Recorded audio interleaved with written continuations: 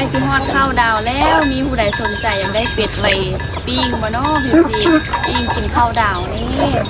ตาน้อยประกาศขายเป็ดเด้อ1 กิโลหัน70,000 กีบเป็นเงินบาทกะพอดี100เลยโลบ่ย่านคนละเด้เริ่มเข้ามาใกล้ละเอากินก็บ่ได้ยังไงกินไว้ขนาดนะแต่บอกหัวอาหารสดๆเลยได้หันมือกับห้ำบางมือกับหัวอาหารมือถือว่าโชคดีเพราะว่าห้ำเบิดได้กินหัวอาหารแบบสดๆเลยพากันกินไว้ขนาดเลยตุ้ยพีอุลูดเลยเป็นตะซังขนาดเป็นแต่ตบก้นเด้ตุ้ยเนี่ยตุปุซะสบายดีทุกคนสบายดีพี่ทุกคนเด้อยินดีต้อนรับเข้าซอยละน้อยสาวลาวตอนนี้ละน้อยก็อยู่สวนนาบาวพีซีมื้อนี้เพิ่นบ่ได้พากันแก้ดินเพราะว่านาบาวบ่อยู่เพิ่นก็เลยว่าเหมารถคือเก่าหั่นแหละเหมาแต่รถแมคโครหรือว่ารถจกน่ะคันเดียวมื้อนี้เพื่อว่าจะมาให้เพิ่นปลูกต้นไม้ดูค่ะเหลืออยู่7 ต้นมื้อนั้นที่เพิ่นเอามาใส่ขุมไอ้มื้อนั้นหั่นก็คือบ่ทันได้ปลูกเพิ่นเหมามาพอดีเบิดมือเลย7 ต้นนะพีซีมือนี้นะแบบบ่ได้เฮ็ดอันอื่นเลยนะมีแต่ว่าปลูกต้นไม้ดูหัน7 ต้นพีซีพอดีแล้วตั้งแต่เช้าจนจำแรงสำหรับเบี้ยมือนี้ก็ได้แค่ปลูกต้นนะนี่พีซียากขนาดไหนเพราะว่าหนักแค่เนาะต้นไม้ก็ถือว่าใหญ่เติบต้นสุดท้ายขนาดใหญ่แฮจนได้เอารถลากเทียนรถที่แกะรถจกขนาดพีซีมาช่วยตัวที่ปลูกได้เยียงไส้เยียงขวาเนาะเพราะว่าปลูกเขาก็จะปลูกแบบซื่อๆพิฟซีคนใดมีข้อมูลเกี่ยวกับการปลูกไม่ดูให้เพิ่นติดไปบอกพิฟซีหลักๆนี่ต้องหดน้ำแหนหลายๆบอกพอเพิ่นว่าพอเขาว่าเปอร์เซ็นต์สิติดนี่นะยากเลยเพราะว่าไม่ดูนี่ปลูกยากเพิ่นว่าเพราะว่าเขาจกเขาขุดจังซี่หากเพิ่นก็เสียหายอย่างสินะแล้วเอามาปลูกตัดยอดตัดอย่างเพิ่นแล้วนี่กระรุ่นเบิงว่าสิมีต้นใดขั้นขึ้นเบิดก็ถือว่าโชคดีพอเพิ่นว่าเปอร์เซ็นต์สิกันขึ้นนี่ถือว่ายากแต่ว่าต้องการใหญ่ขึ้นนี่ต้องหดน้ำหลายๆหรือว่าเพิ่นต้องมียามีหยังใส่บ่เฮ็ดซีปุ๋ยหยังบ่ยานว่านั่งบ่ขึ้นมื้อนี้ละบ่าวเพิ่นบ่อยู่เฮ็ดซีเพิ่นโทรมาให้ละน้อยขึ้นมาเบิ่งน้ำเพิ่นให้ตอนตั้งแต่เช้านี่แหละเฮาก็บ่กล้ามาตอนนั้นเพราะว่าแม่เพิ่นก็บ่ได้มาขึ้นมาผู้เดียวบ่กล้ามาเนาะแม่เพิ่นพามากินนี่ละน้อยก็มาถ่ายให้นะบ่าวเบิ่งเพิ่นไปเฮ็ดเวียกแต่ว่าใจคิดฮอดเวียกอยู่แหละใจโตอยู่พุ่นอยู่แต่ว่าใจอยู่สวนพี่ ก็เลยว่าโทรมาให้หลานเพิ่นถ่ายให้เบิ่ง FC ละน้อยก็ขึ้นมาถ่ายให้เบิ่งเรียบร้อยแล้วแหละเดี๋ยวพาไปเบิ่ง FC โอ้ยเพิ่นปลูกอยู่พุ่นข้างนี้ก็จะเป็นสวนเราเองจ้าแล้วยังคิดบ่ออกเลยว่าสิเฮ็ดหยังแต่คันมีเงินอาจจะคืนออกอยู่ตอนนี้ยังไม่มีพูดแล้วถึงเลข6 โตกันบุกเบิกคักเป็นปลูกซ้ำแล้วเหลือต้นสุดท้ายก็พอดีแล้วเหมาเมื่อนี้หันเหมาให้เพิ่นมาเฮ็ดปลูกต้นไม้ดูให้นะบ่าวเพิ่นก็บ่ได้อยู่น้ำพอดีแล้วตอนนี้ก็4 โมง 5 โมงยังเพิ่นก็น่าจะกลับแหละนี่ปลูกต้นนั่นต้นสุดท้ายต้นใหญ่แล้วกับต้นนี้ต้นใหญ่ยากที่สุดเลยได้เอารถลากกันรถลากบ่พีรถนะมาสวยมายู่สวยดึงสวย2 ต้น 3 ต้น 4 5 6 ต้นว่ะ6 7 ต้นเนาะต้นนั้นนำต้นข้างหลังรถจกนำพอดีซ้ำเล็ดเลยแก้ดินเพิ่นก็น่าจะดำเนินต่อในมือที่นาบ่าวเพิ่นวางพุ่นแหละอาจจะมืออื่นมือฮือไปมื้อนี้แม่นนาบ่าวเพิ่นสั่งให้ละน้อยขึ้นมาจอบเบิ่งน้ำว่าเพิ่นปลูกแล้วระเบาะหรือว่าแนวใดแม่เพิ่นมานำจิบซีเพิ่นเป็นห่วงอยู่มื้อนี้แม่เพิ่นมานำเด้อละน้อยบ่ได้มาคนเดียวเบิ่งงัวก็ขึ้นมากินอันนี้อยู่เทิงพี่พอดีเพิ่นปลูกแล้วเฮาก็สิลงเมื่อแล้วแหละจะได้กลับบ้านละง่ายกุ้มเลยตอนนี้ก็เป็นเวลา5 โมงปลายเพิ่นก็พากันเลิกเวียกแล้วตอนนี้เพิ่นกลับเรียบร้อยแล้วพี่ซีเพิ่นว่า รถจกน่ะจะเอามาแต่มื้อนี้เป็นมื้อสุดท้ายแหละ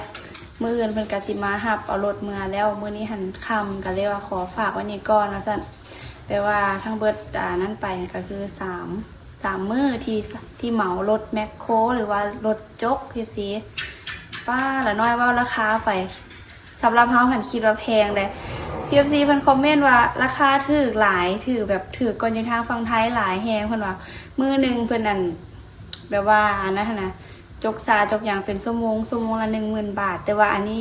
10,000ป่ายนี่ก็คือเบิดมื้อเลยเฮ็ดอย่างเฮ็ดได้ทุกอย่างเลยนะแบบว่าบุกเบิกบ่เฮ็ดอันให้มันแปลนแบบต้นไม้ต้นอย่างอยู่ป่าบ่หรือว่าจกบ่จกดินไปอันขายเป็นอย่างบ่ที่ก็คือเหมารวมเลยมื้อนึงก็10,000ป่ายFC 7.5 ล้านน้อยลายนะสำหรับเฮาคิดว่าแพงอยู่ทางฝั่งไทยเฮงป้าชั่วโมงหนึ่งเพิ่นเอาถือว่าหลายเนาะป้าคักแท้คันซ่อมขับรถจกเนาะไปรับจ้างนี่สำหรับรถไถกับมื้อหนึ่ง2.5 ล้านFC สำหรับคันหนึ่งเอามา2 คันกะตกอยู่มื้อหนึ่ง5 ล้านเป็นเงินบาทกับประมาณ 3,000 ปลายเกือบฮอด 4,000 ก็คือจะบ่ได้เอามาแล้วรถแก่ดินนะเพราะว่าเพิ่นแล้วเวียกละเพิ่นถมทางเพิ่นแปลงทางอย่างเรียบร้อยละรถนี่ก็คือบ่ได้เอามาคือกันรถแก่ดินกับรถจกก็คือแล้วเวียกเพิ่นแล้วFC หนองสระลอยน้ำกับพุ่นแหละเราจะเฮ็ดอยู่แต่ว่าน่าจะอีกเดือนหน้าเดือนนึงแล้วเวียกแล้วงาน FC เพราะว่าเฮาสิจัดการอันนี้ก่อนจัดการอันดินอีหยังก่อนมีแต่ว่าสิให้รถไถแล้วเพิ่นมาบุกเบิกดินที่แบบไปลอกกองไว้อยู่แถวทางฝากนั่น FCแล้วก็สำเร็จพี่บรรยากาศดีแฮงขนาดแบบปลูกเถียงนาสวนอันนี้นะก็นั่งเมืองบรรยากาศคือจะมาเข้าดาวอยู่นี่ได้แต่ว่าสิมีไผมานำบ่เนาะเลยอายเพิ่นก็อาจจะบ่มานำบรรยากาศดีขนาดผู้ใดสนใจก็จับจองเข้ามาเด้อ FC นะบ่าวเพิ่นก็น่าจะเริ่มมาแหละจองไว้ก่อนก็ได้ตอนนั้นเพิ่นก็สิเฮ็ดทางให้มันงามกว่านี้ใครที่สนใจอยากมาได้แบบเป็นเรือนสวนแบบนี้นะปลูกงามขนาดเลยก็สามารถจับจองเข้ามาได้พักขนาดเลยเป็นกำลังเริ่มบุกเบิกเจ้านายเขาก็จะกลับบ้านแล้วพี่ซีตอนนี้สิไปซอกงัวต่อเพราะว่างัวบ่เห็นขึ้นมาถ่ายบรรยากาศให้ยันพี่ซีเบิ่งแล้วก็มาอัปเดตต้นไม้ให้นาบ่าวเบิ่งเพิ่นบอกถ่ายให้เบิ่ง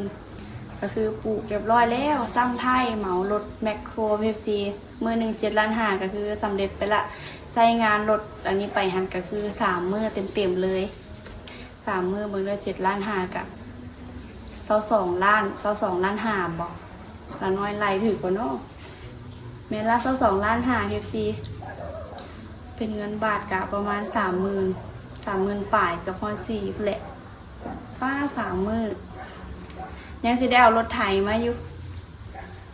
เพิ่นขึ้นมาใต้ไฟให้บ่าวเพิ่นบอกใต้ไฟให้ไว้เขาจะลงไปงานสวนถือว่าโน่เสียบถือว่าไตแล้ววะอ๋อนี่ไตเลี้ยวให้วีเอฟซีเบิ่งบรรยากาศตอนแรงๆตะเวนเริ่มตกดินนะบ่าวเพิ่นเฮ็ดแบบบ้านสวนทางในก็จะมีห้องนอนประมาณ2 หรือ 3 ห้องนี่แหละจือบ่ผิดคักขนาดเลยนี่บรรยากาศงามขนาดเลย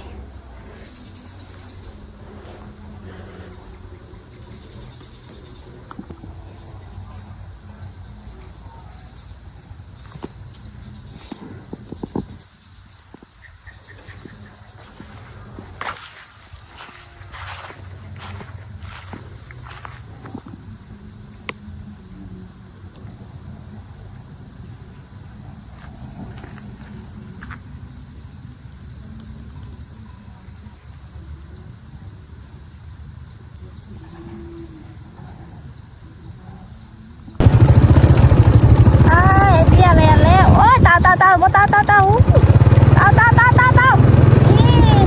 น้องเจ็บขาอยู่หันบักละไปเมื่อเห็นเป็นแก้งงัวกระไดพี่ซีเป็นผ้าขาวแดงคุม3 คุมหุ่นน้ำกันกันเลยไปเมื่อ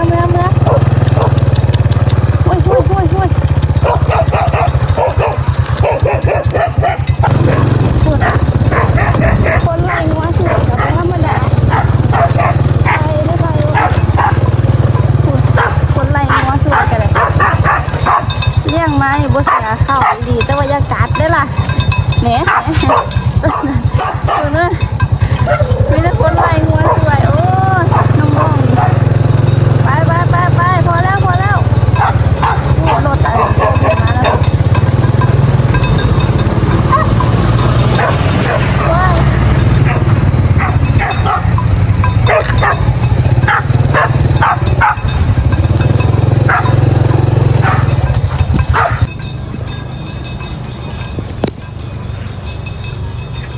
เมืองเจ้าเตี้ยรุ่นเดียวกันกับน้องที่เกิดมาว่างเงินเดือนแล้วนี่สิแต่ว่าเจ้าเตี้ยได้8-9 เดือนแล้ว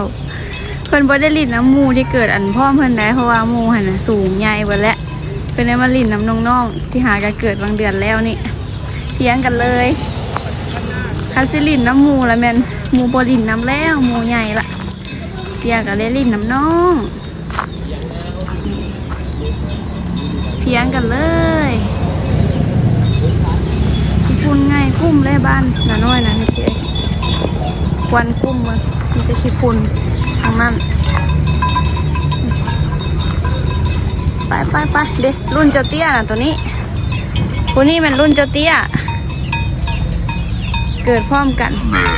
ตัวนั้นเป็นเท้าน้ำหูหายก็เกิดวางเดือนแล้ว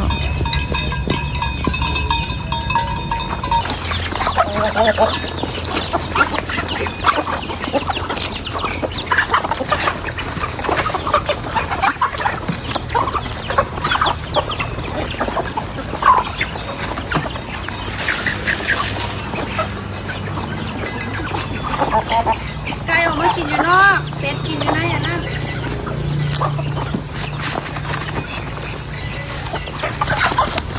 ญาติกันลูก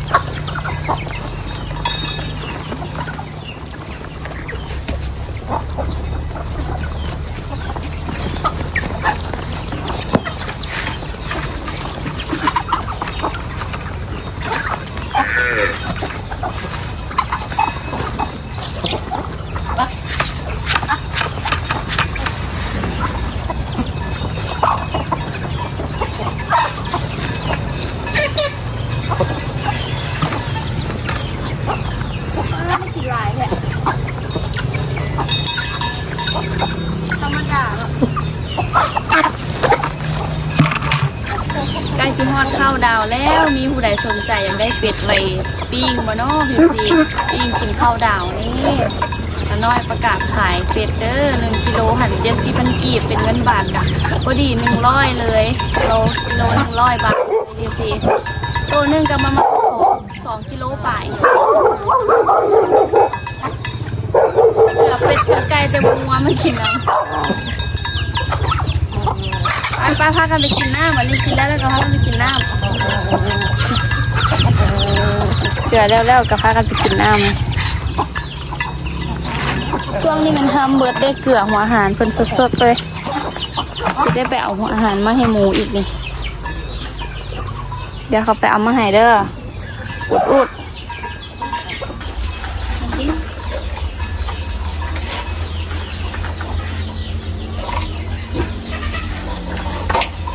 บนย่านคนละเด้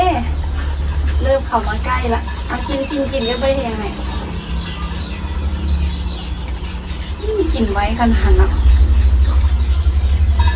แต่บอกหัวอาหารสดๆเลยได้หันเอาหัวอาหารปล่อยหน้ามาให้เพื่อนสำหรับอาหารที่เกลือเพื่อนเนี่ยก็คือบ่ได้ซ้ำกันเลยแต่ละมื้อนะบางมื้อต้มมันบอต้มเข่าเหนียวข้าวเจ้าบางมื้อก็ห้ำบางมื้อก็หัวอาหารมื้อนี้ถือว่าโชคดีเพราะว่าห้ำเบิดได้กินหัวอาหารแบบสดๆเลยพากันกินไว้ขนาดเลยเริ่มใหญ่ขึ้นเด้เป็นเริ่มใหญ่ขึ้นแล้วเด้ก่อนน้องๆพากันเริ่มใหญ่ขึ้นแล้วเด้ตุ้ยพีอุ่นหลุดเลยเป็นตะซังขนาดเป็นจะตบก้นเด้ตุ้ยเนี่ยตุปุซะตัวหมูอุดอ่ะกินคล้ายๆก็อยากออกหมูป่าบ่เนาะหมูป่าบ่หมูลาดบ่มันจะแมนบ่เคยเลี้ยงหมูเลยบ่ฮู้อย่างเลยคือจิแซ่บ กินหลายขนาดได้บ่ธรรมดา